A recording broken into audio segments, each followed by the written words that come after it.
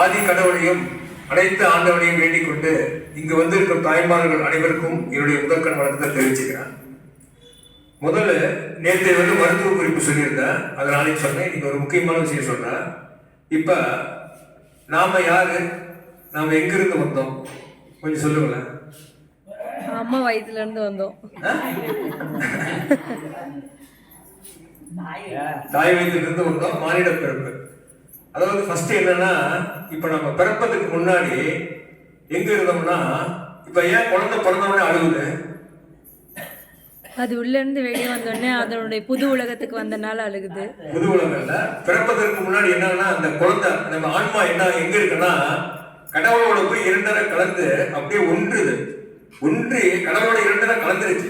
அந்த இன்பம் பேரின்பம், அதை பார்க்க முடியாது. ஆனா இப்ப பூமியில பிறந்த வாட்டி நம்ம கடவுளை தேடி எங்கெங்கேயோ அலையிறோம், கண்ணுக்கு தெரியல. ஆனா அங்க பிறப்பதற்கு முன்னாடி அந்த ஆன்மா அந்த குழந்தைக்குள்ள போவதற்கு முன்னாடி இறைவனோட இரண்டரை கலந்து பேரின்பத்துல இருந்திருக்கு. அப்படியே கலந்து அப்புறமே கடவுள் என்ன சொல்றாருன்னா, நீ அறிவை தெரிஞ்சுக்கிட்டு என்னை சேர்ந்துக்கோ அப்படின்னு சொல்லிட்டு அனுப்பிச்சு விட்டுறாரு. அது நேரா என்ன பண்ணுதுன்னா, அங்க இருந்து நேரா வந்து இந்த உடம்புங்கிறது என்னன்னா ஒரு வீடு. இப்ப நம்ம ஒரு புது வீடு வாங்கி என்ட்ரன்ஸ் உள்ள என்ட்ராயிடுவோம். என்ட்ராயிட்டோம்னா வீடு என்னென்ன இருக்குன்னு பார்ப்போம். அந்த மாதிரி இந்த உடம்புங்கிற ஒரு வீட்டுக்குள்ள எப்படி நுழையணும்னா, குழந்தை பிறந்தோம்னா தலையில பாருங்க உச்சியில ஒரு ஓட்டம் இருக்கும். 9 துவாரத்துக்கு அப்புறம் இந்த 10வது துவாரத்தின் வழியா இந்த ஆன்மா அந்த குழந்தையுடைய அந்த உடம்புக்குள்ளார பூந்துரும். அதான் வாசக்கால். ஃபர்ஸ்ட் என்ட்ரன்ஸ் எங்கன்னா, பூமியில என்ட்ரன்ஸ் எங்கன்னா அந்த உச்சத்துல தான் வாசக்கால். அது வழியா அந்த உடம்புக்குள்ளார பூந்துட்டு அந்த குழந்தை என்ன பண்ணா பூமியில பிறந்துடும். பிரம்மாவுடைய தலையெடுத்து எழுதப்படும். நாம செஞ்ச கர்ம வினை, அதாவது கடவுள் என்ன மாதிரி எல்லா விஷயம் தெரிஞ்சுக்கிட்டு என்னோட சேர்ந்துரு, நீ அனுபவத்தை தெரிஞ்சுக்கோ, ஆன்மாவில் இருக்கிற அந்த அறிவை வளர்த்துக்கோங்கிறதுக்கோசம் தான் இந்த மானிட பிறப்பு கொடுக்குறாரு. இந்த மானிட பிறப்புடைய இது என்ன நோக்கம் என்னன்னா, இந்த ஆன்மா எல்லா விஷயமும் தெரியணும். இந்த அண்ட சராசரத்தில் இருக்கிற ஒவ்வொரு அணுவும் செயல்பாடு எல்லாத்தையும் தெரிஞ்சுக்கோங்கிறது தான் மனித பிறப்பு கொடுக்குறாரு கடவுள். அதுக்கோசம் இந்த உடம்புல பூந்தோடனே என்ன ஆகும்னா, இப்போ குழந்தை உடம்புல பூந்துட்டு தலையில இருக்கும். அந்த தலையில இருந்து அந்த உயிர் சக்தி என்ன பண்ணோம்னா அப்படியே படிப்படியா இறங்கும். தலையில இருந்தோம் நெத்திக்கு வரும், தொண்டைக்கு வரும். தொண்டைக்கு வரும்போது என்ன ஆகும், அந்த குழந்தை அம்மா அப்படின்னு கூப்பிட்டோம். அந்த தாய்க்கு என்ன சந்தோஷம் இருக்கும். அந்த உயிராற்றல் எங்க வருது, தலையில இருந்து அப்படியே இறங்குது. அப்படியே அம்மா இங்க தொண்டைக்கு விசுக்தி, ஆக்னை விசுக்தி, அப்புறம் அனாதகம் வரும்பொழுது படிப்பு கல்வி கழிச்சுடுறோம். அப்படியே ஒவ்வொரு படியா இறங்கி இப்ப பெண்ணுக்கு பாத்தீங்கன்னா ஒரு 10 வயசுல அல்லது 12 வயசுல பெரிய மனுஷ ஆகிட்டோம்னு சொல்றோம். அந்த உயிராற்றல் என்ன பண்ணுன்னா, அந்த தலை வழியா ஒவ்வொரு, அதாவது ஆதார சக்கரம் இருக்கு, ஒவ்வொரு சக்கரத்திலையும் அப்படியே இறங்கி இப்ப குழந்தைய பார்த்தோம்னா ரொம்ப சந்தோஷமா இருக்கும். ஏன்னா தெய்வத்துக்கிட்ட இருந்து வந்திருக்கு. அதனுடைய செயல்பாடு பார்த்தீங்கன்னா சந்தோஷமா இருக்கும். அப்படியே இறங்கி அந்த மூலம் சுவாதிஷ்டானம் வரும்போது பெருமனுஷி ஆகிட்டான்னு சொல்லுவோம். அதே மாதிரி ஆண்களுக்கும் அதே தான். உடனே என்ன ஆகும், அந்த உயிராற்றல் அந்த வேலை செய்யும் பொழுது அதுக்குண்டான தன்மை ஆண் பெண்ணை நோக்கி போகும், ஆண் பெண் ஆணை நோக்கி வருவாங்க.